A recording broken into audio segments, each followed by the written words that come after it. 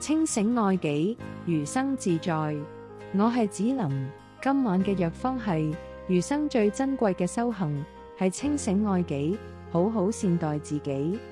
唔好將所有精力用喺討好他人、執着感情之上，唔好為咗旁人委屈自己、消耗自己。學會優先顧及自己嘅情緒，好好生活，好好治癒，好好成長。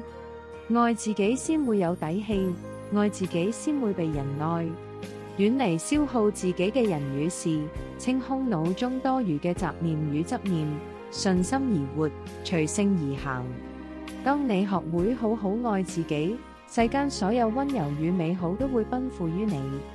難道一味討好他人、委屈自己，就能換來真正嘅快樂？我係子琳，清醒愛己，餘生溫柔。點個訂閱，願你從此百毒不侵。